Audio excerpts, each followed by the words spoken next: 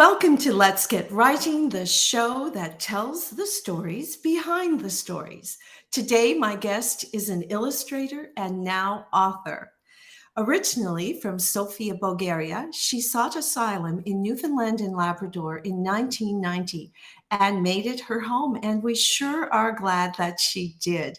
Please welcome Veselina Tomova to Let's Get Writing. Hi, Veselina. Welcome. Hi. Hi. Nice to be on the show. And it's so nice to have you here. I have been enjoying looking at your beautiful illustrations in many of the books of Running the Goat Books and Broadsides. And I was so excited to have you come on the show. And we're going to be talking about your book.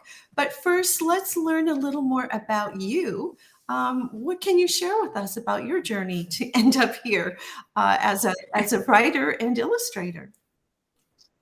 Well, it's a bit unusual, my story is. I was born and I grew up in Bulgaria behind the Iron Curtain. So for the first 32 years of my life, I live there. I had a very happy childhood. I was born in a loving family, and I was cherished, and I had a wonderful time. But as I grow up and started realizing that there is a wall separating my country from the rest of the world. And this oppression, these restrictions, they were difficult for me to handle because I was a curious person, and I wanted to see the world, and I wanted to reach my full potential. And at that time in my home country, this was not possible. So I went as far as I could, which was Eastern Germany, where I went to university and studied printmaking and illustration and book design. And I also encountered the Berlin Wall personally. And I find it extremely depressing, like to realize that this is an actual wall and there is no crossing it, and no matter how much I worked and how much I was willing to invest in my professional development, there were just things I could not do. So it was in 1990. The Berlin Wall came down in 1989, and with that, some changes in the Eastern Europe started. So this is what I call the crack in the wall, which gave me the opportunity to get on a flight to Cuba, which eventually landed in Gander to refuel, where I claimed asylum. And so in the fall of 1990, I ended up in Gander. I got to say I knew nothing about Canada, didn't have any plans. I had my son, 3 years old, with me. I had $200, and I thought I was well prepared to start a new life. Oh my goodness. So When you tell me that story, I just get goosebumps. I really do.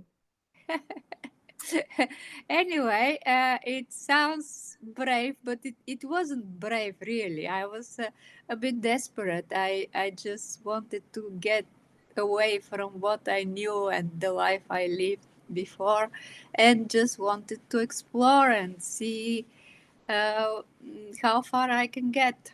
So it was the wind that blew me to the shores of Newfoundland.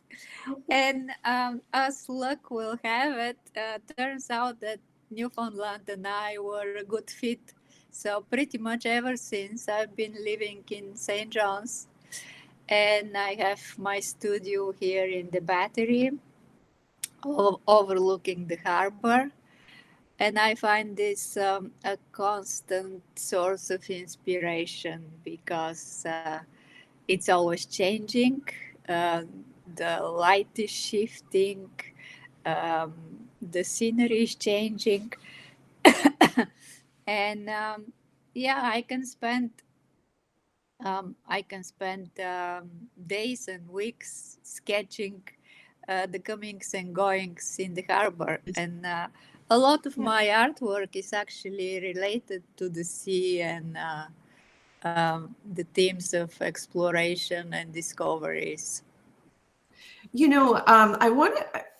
I find your story just amazing, and you say that perhaps it didn't seem that amazing, but when I think of someone leaving everything behind and coming here and recreating a life with $200 in their pocket, it's a lot. But what a life you've created, and this is what Well, I'm so pleased to share with people. I probably wouldn't do it today. Oh, you know, But I guess I was adventurous enough, and uh, I had pretty high self-esteem, well, thinking sometimes that I can always provide for myself and my son, and I guess I also had a bit of good luck because soon upon arrival, I got my first commission with Breakwater Books, and then other work followed, and uh, and then I established my graphic design company with a friend of mine, Veselina, who happened to be on the same flight to Gander. oh, And in 93, we were both single mothers with similar backgrounds. So we decided to join forces and we established our company, Vis-a-Vis Graphics.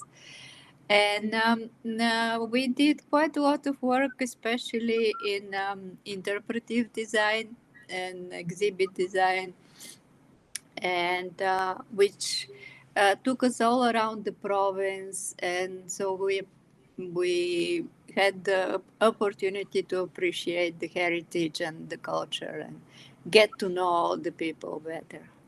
and perhaps that's why I've brought the title of your book, "The Wall in the Wind," up here on the screen, and I have a little poodle here who's shaking her ears.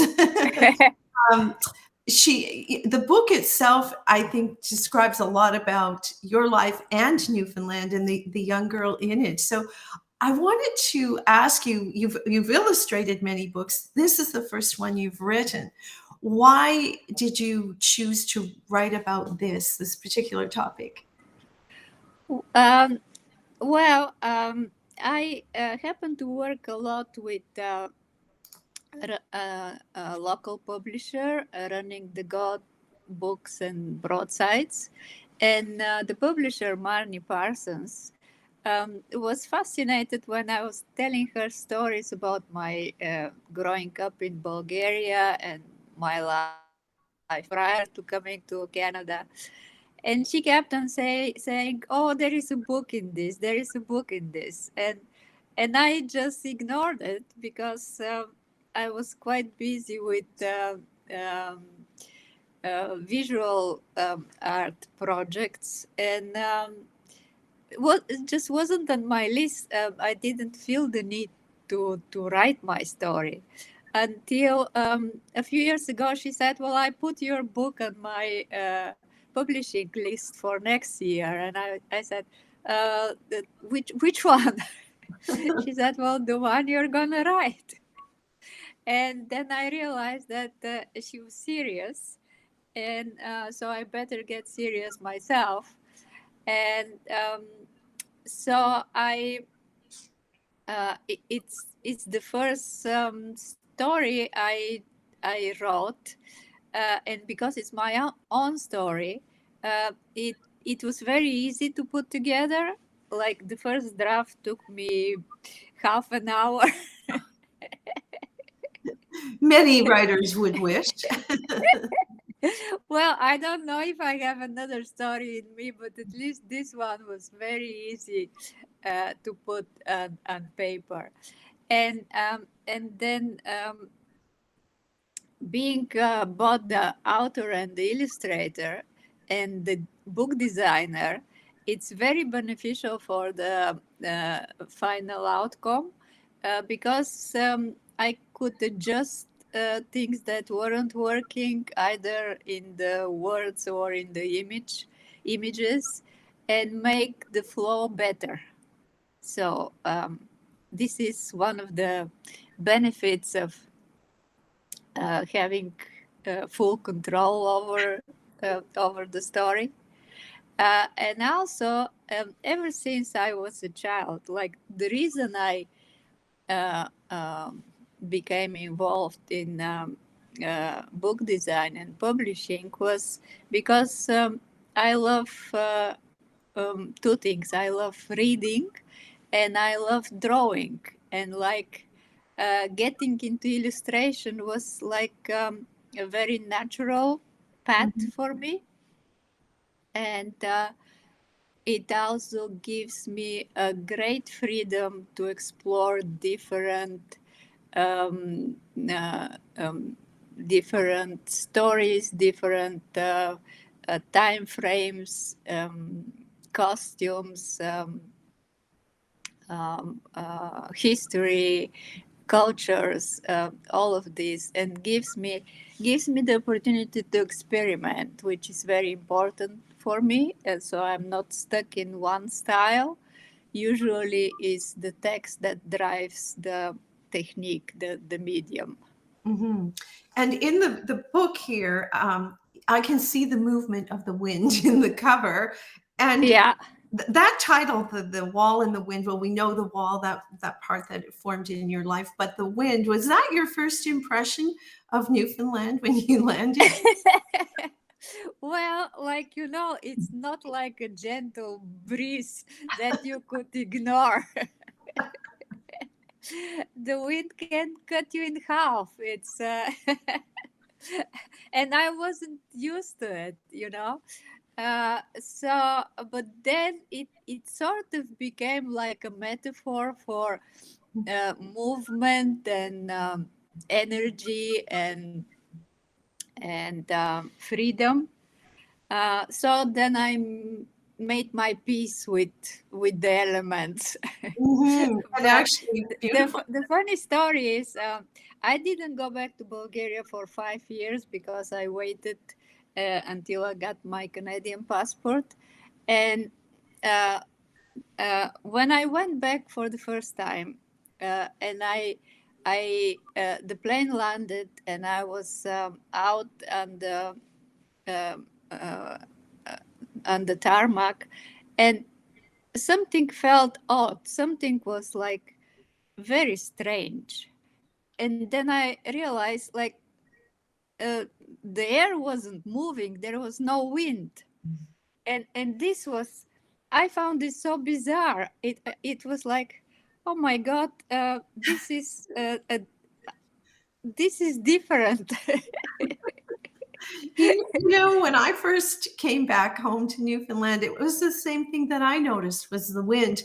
And I'm not sure we have the same wind in Central as on the East Coast, but Yeah, I was used to wearing things like hats, and it was like, this is constantly crazy here. There's so yeah, much wind, but it's beautiful. I feel like your imagery in the book captures the sense of movement.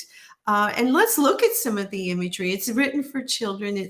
I don't know how you took your story and put it into so few words so beautifully, but you sure did. But tell us a little more. This is a picture of you, I guess, here? yeah. This is me, probably 1 or 1.5, in our farmhouse in northern Bulgaria, and my family, my parents, my grandparents. Um, and as I said, I was a very happy child, and I was surrounded with so much love and I had my family gave me all the opportunity they could, so that I can feel loved, and that I can feel um, cherished. Well, it certainly comes through, and the colors and the countryside. And this is your brother, I Oh, see. that's my little brother. Yes, my annoying little brother. Yeah. Now he grew up. He's twice my size, and we still love each other very much. And he's still in Bulgaria.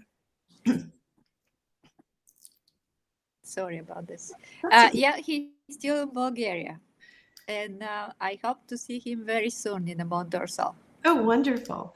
Oops, I went a little too fast there. Okay, and this is the desire to be an explorer, which probably Yes, brought you yes, here. yes. Yeah, when I look back, my parents had a big library, and they were full of books of um, explorations and discoveries, and these were my favorite ones. So I could imagine myself being in the desert or discovering new lands, or but it was only in my imagination. I As far as I could go, the only place I could go was within the confines of the socialist countries. Which So, brings us to which this. in this case, when I was at university, I took the chance and went to Leipzig in Eastern Germany, because I just uh, didn't find it at the Arts Academy in Sofia, where I started my education. Um, I didn't find that it was offering me enough challenges. So in Leipzig, in terms of professional development, was perfect. But after I completed my master's there, I worked for another 2 years, mostly in Berlin, where most of the publishing houses were. And every time when I go for a meeting, I would encounter the wall. Like some of the publishing houses were very near the wall because it was going straight through the middle of the city. Mhm. And this is a self-portrait of me uh, feeling very, very down and going away past the barrier that I could not cross. Hmm.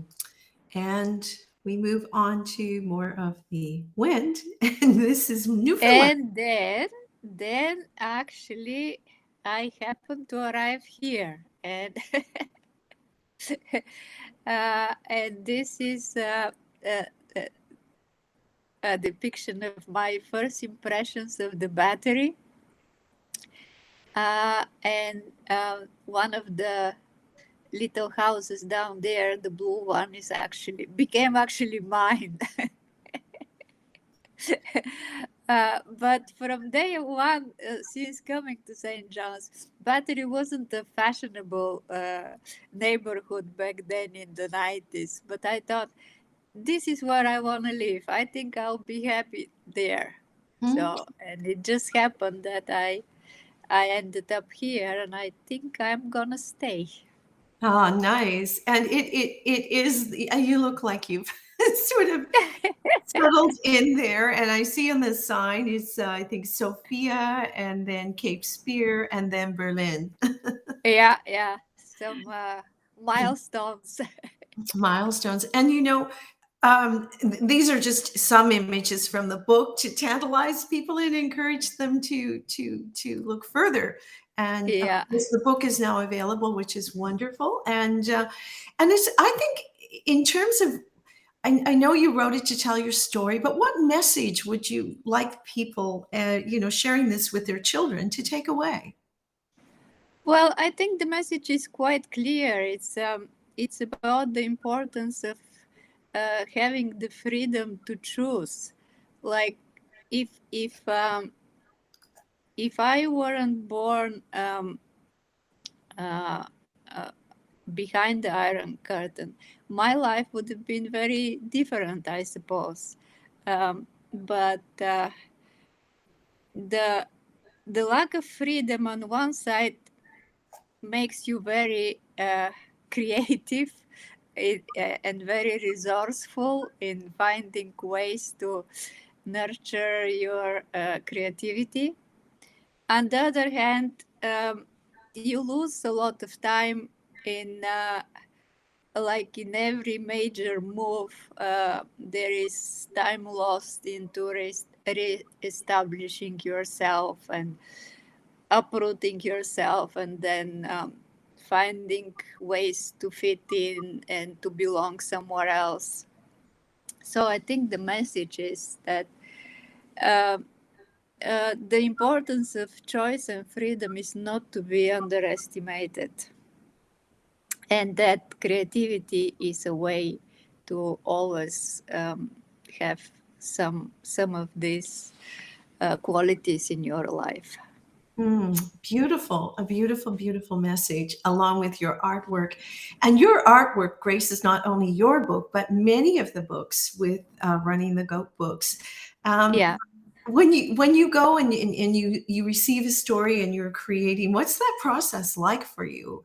Oh, this is my favorite part when I get a new manuscript, and then I usually go to a coffee shop and I get myself a nice cup of coffee and I sit with my laptop and my sketchbook and I dream of how beautiful the next book is gonna be. And so this daydreaming is actually, and the first sketches, some of them make it into the final product, some of them don't, but it is the process of imagining and finding new ways of reinventing my own style as an illustrator, because the thing I don't want to do, I don't want to repeat something I already know. I want each of my project to be an opportunity for further advancement and some new discoveries. So I'm not afraid to fail. I'm sure you're not. uh, No. and I always hope to succeed. So and it, sometimes it doesn't happen from the first try, but then I try again, and eventually I get there. Do you work closely at all with the authors, or do you Yes, I work? prefer to be in a contact with the author, because it is important to get their ideas of what the book is going to be like, how they see their story told visually. Um, and I have worked with writers who are very open-minded, and Marnie, as a publisher, is extremely generous with her time and her advice and her understanding of what I'm trying to do. So we have a wonderful working relationship. And I think of friendship as well, don't Oh you? yes, and the friendship as well. Yeah, which Where you? also helps a lot. Oh yeah. And Well, we tend to have the same taste in what a good book should look like.